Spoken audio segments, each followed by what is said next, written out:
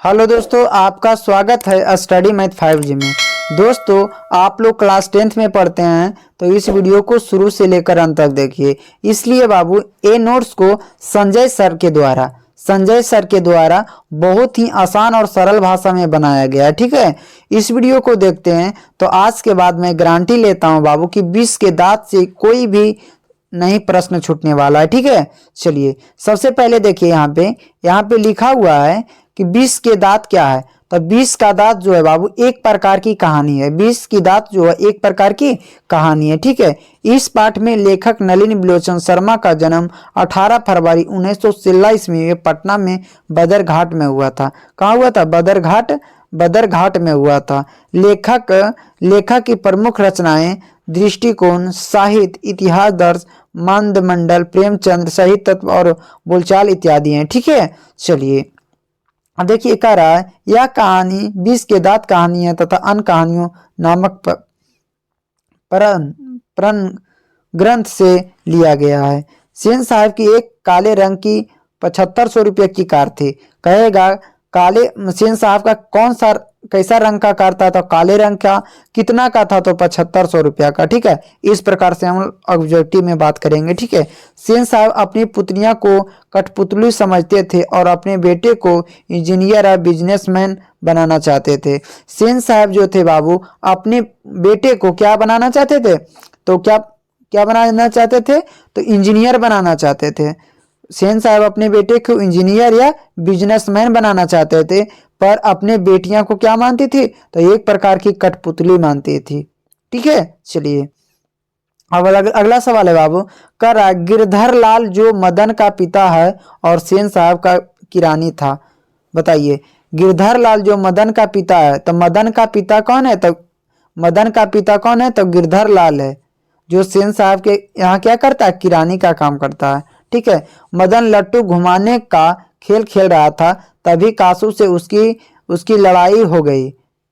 ठीक है, देखिए जब वहां पे लट्टू खेल रहा था मदन, तो वहां पे लट्टू घुमाने का खेल खेल रहा था, तभी कासू ने उनकी लड़ाई हो गई। ठीक है, मदन और कासू में क्या हो गया? झगड़ा हो गया। कहाँ पे हुआ था? तो जहां पे लट्टू खेल रहा था। ठीक है, मदन ने कासू या खोखा के 2 दांत तोड़े थे। जो बाबू कासू और खोखा जो थे कासू के कितने दांत तोड़े थे? तो 2 दांत तोड़े थे। इस प्रकार से ऑब्जेक्टिव में पूछते हैं। ठीक है, कासू सेन साहब के बुढ़ापे का आंखों का तारा था। पूछेगा बाबू सेन साहब का बुढ़ापे का तारा कौन है? तो बोलिएगा कासू। ठीक है, तो कासू सेन साहब के बुढ़ापे का आंखों का तारा था। ठीक है, सेन साहब ने मदन को कहा था कि ऐसे ही लड़के आगे चलकर चोर डाकू बनते हैं। कौन बोले थे? कि सेन साहब ने मदन को कहा था कि ऐसे ही लड़के आगे चलकर डाकू और चोर बनते हैं। ठीक है, महल और झोपड़ी की लड़ाई में अधिकांश महल वाले की ही जीत होती है। जब गांव गिरा में देखे होंगे बाबू, बड़ा आदमी रहेगा, एक छोटा आदमी से लड़ाई होता है, तो सबसे पहले देखिएगा तो कौन जीतता है? तो बल्ले ही जीतेंगे। ठीक है, जिसके पास धन दौलत बहुत ही ज्यादा है, वो सभी कुछ देख लेते हैं। वही बोल रहा है यहाँ पे, महल और झोपड़ी की लड़ाई में अधिकांश हम लोग यहाँ क्या होता है? महल वाले ही जीतते हैं। ठीक है, चलिए अब देखेंगे अगला सवाल। कर यह कहानी महल वाले और झोपड़ी के बीच हुई थी। यह कहानी जो है महल वाले और झोपड़ी के बीच में ही है। ठीक है, इसी पर आधारित ये कहानी लिखा गया है। ठीक है, चलिए कर घर के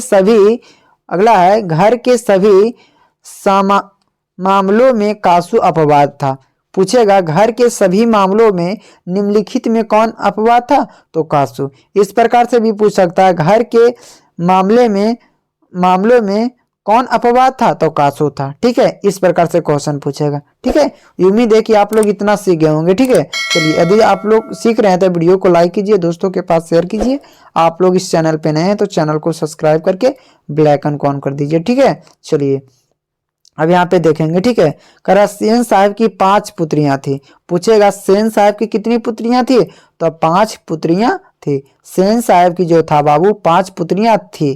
ठीक है, जिनका नाम सीमा, रजनी, रजनी, लाजो, सेफी एवं आरती। पुत्र का नाम कासू, कासू को ही खोखा कहा जाते हैं। ठीक है, कासू का नाम क्या, खोखा था। ठीक है, देखिए कोई पूछ देगा सेन साहब की कितनी पुत्रियां, तो 5 पुत्रियां। क्या नाम है, तो सीमा, रजनी, लाजो, सफिया, आरती। ठीक है, पुत्र का नाम कासू और उसी का नाम खोखा था। ठीक है, चलिए अब देखते हैं अगला सवाल। आप लोग देखिए, अब देखते हैं सब्जेक्टिव किस प्रकार से पूछता है। सब्जेक्टिव पूछेगा बाबू, सेन साहब के परिवार में बच्चों के पालन पोषण में कहीं जा रहे लिंग आधारित भेदभाव का अपने शब्दों में वर्गीकृत कीजिए। इस प्रकार से देगा। ठीक है, सेन साहब बोलेंगे, सेन साहब के घर में बच्चों के पालन पोषण में लिंग के अनुसार भेदभाव किया जा रहा था। उनकी लड़कियां के लिए पढ़ने, खेलने और हंसने के लिए अलग नियम बनाए गए थे। ठीक है, जबकि उसके बेटे कासू के लिए अलग नियम बनाए गए थे। ठीक है, तो यही देखेंगे इसमें कि लिंग के अनुसार ही भेदभाव किया जा रहा था। लिंग के अनुसार ही यहाँ पे भेदभाव किया जा रहा था। लड़कियां के पढ़ने और लिखने के लिए दूसरा नियम था और कासू बेटा जो था उसके लिए क्या था, अलग नियम था इस कहानी में। ठीक है, चलिए अब देखेंगे अगला सवाल। करा खोखा किन मामलों में अपवाद था। तो बाबू सेन साहब का बेटा कासू घर में बनाए गए नियमों को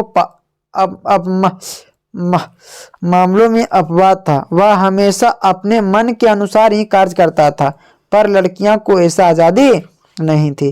कासू जो था बाबू, खोखा जिसको कहते हैं, वो अपने मन के मालिक था। ठीक है, चलिए अब देखेंगे अगला सवाल। अगला सवाल देखिए, अगला सवाल कह रहा है सेन साहब दंपति खोखा में कैसी संभावनाएं देखते थे, उन संभावनाओं के लिए उन्होंने उनकी कैसी शिक्षा तय की गई थी। तो सेन साहब और उसकी पत्नी खोखा को इंजीनियर या बिजनेसमैन बनाना चाहते थे, इसलिए सेन साहब ने अपने बेटे काशी को भेजकर घर पर ही शिक्षा देने के लिए तय किया था। ठीक है, चलिए अब देखेंगे अगला सवाल बाबू। अगला सवाल बहुत ही आसान और बहुत ही सरल तरीका से सीखेंगे। ठीक है, चलिए अब देखिए यहाँ पे लिखा हुआ है कि मदन के ड्राइवर, क्या लिखा हुआ है, मदन और ड्राइवर के बीच विवाद के द्वारा कहानीकार क्या बताना चाहता था। तो मदन और ड्राइवर के बीच के विवाद के द्वारा कहानीकार क्या बताना चाहता था कि महल वाले कभी यह नहीं चाहते हैं कि झोपड़ी वाले के बच्चे उनकी कीमती सामानों को आसपास भी भटके। ठीक है, समझे कि मदन और ड्राइवर के बीच के विवाद के द्वारा कहानीकार यह बताना चाहता था कि महल वाले कभी भी नहीं सोचते हैं कि झोपड़ी वाले महल वाले की गाड़ी घोड़ा को क्या करे, टच करे या आसपास में भटके, मतलब आसपास में क्या होना चाहिए, घूमना नहीं चाहिए। ठीक है, चलिए अगला सवाल देखिए क्या है। कासू और मदन के बीच झगड़े का कारण क्या था। इस प्रश्न के द्वारा लेखक क्या दिखाना चाहते थे। देखिए बाबू, कासू और मदन के बीच झगड़े का कारण लट्टू घुमाने का खेल था। कासू और मदन के बीच झगड़े का कारण क्या था, लट्टू घुमाने का खेल था। इस प्रयोग के द्वारा लेखक ये बताना चाहता था कि झोपड़ी वाले लोग भी अपने अपमान का बदला ले सकते हैं, जैसे कि मदन ने कासू के दांत तोड़कर लिया। ठीक है, इस प्रकार से। ठीक है, चलिए अब देखेंगे अगला सवाल। देखिए कह रहा है अपनी दृष्टि विश्व के दांत कहानी का नायक कौन है। तर्कपूर्ण उत्तर दीजिए। तो मेरे दृष्टि में इस कहानी का नायक मदन है। इस कहानी का नायक कौन है, मदन है, क्योंकि महल वाले सेन साहब से बिना डरे उसके ड्राइवर से लड़ जाना और उसके बेटे के दांतों तोड़ देता है। अपनी दृष्टि विष के दांत कहानी का नायक कौन है, तो नायक मदन है। ठीक है, क्योंकि बाबू बिना कोई चीज सोचे समझे उनके ड्राइवर से लड़ जाते हैं। ठीक है, और कासू के क्या करते हैं, 2 दांत तोड़ देते हैं। ठीक है, चलिए अब देखते हैं अगला सवाल। कह रहा है कासू का चरित्र चित्रण करें। तो कासू सेब सेन साहब का बुढ़ापे की आंखों का तारा था। सेन साहब उसे इंजीनियर और बिजनेसमैन बनाना चाहते थे। कासू अपने पिता द्वारा बनाए गए सभी मामलों में अपवाद था। घर के लाडला प्यार ने उसे बिगाड़ दिया था। वह बिना डरे किसी के ऊपर हाथ चला देता था। ठीक है, इस प्रकार से हम कासू के चरित्र चित्रण वर्णन करेंगे, क्योंकि बाबू ये सब 5 नंबर के पूछता है। ठीक है, चलिए अब देखेंगे अगला सवाल कह रहा है सेन साहब का चरित्र चित्रण कीजिए। तो सेन साहब 20 के दांत कहानी का एक पात्र है। सेन साहब की 5 पुत्रियां और 1 पुत्र है। वे अपने बच्चों के लिए घर पर अलग अलग नियम बनाए हैं। वह अपने बेटे के बुढ़ापे का एक सहारा देखते हैं। ठीक है, इस प्रकार से लिखेंगे। चलिए अब देखेंगे अगला सवाल, मदन का चरित्र चित्रण कीजिए। तो मदन 20 के दांत कहानी का एक पात्र है। इसकी कहानी का नायक है। मदन बिना डर से ड्राइवर का विरोध करता है। एवं जब कासू उसके हाथ गली खेलने आता है तो मदन उसे लड़ाई कर उसके 2 दांत तोड़ देते हैं। इस प्रकार से लिखेंगे। ठीक है, चलिए आप लोग को वीडियो पसंद आ रहा होगा तो वीडियो को लाइक कीजिए और दोस्तों के पास शेयर ज्यादा कीजिए। ठीक है, गिरधर लाल का चरित्र चित्रण करें। तो गिरधर लाल 20 के दांत कहानी का एक पात्र है। यह सेन साहब का किरानी है। मदन का पिता है। मदन के द्वारा सेन साहब अपने बेटे की लड़ाई करने पर गिरधर लाल को काम से निकाल दिया करते हैं। ठीक है, इस प्रकार से दोस्तों ये उम्मीद है कि आप लोग यह वीडियो देखकर बहुत ही आनंद प्राप्त हुआ होगा। ठीक है, इस वीडियो या ऐसा वीडियो आप लोग देखना चाहते हैं तो इस वीडियो को लाइक कीजिए और दोस्तों के पास शेयर कीजिए। आप लोग इस चैनल पे नए हैं तो चैनल को सब्सक्राइब करके बेल आइकन को ऑन कर दीजिए ताकि अगला वीडियो हम डालें तो आपके पास नोटिफिकेशन जाता रहे। Thank you for watching.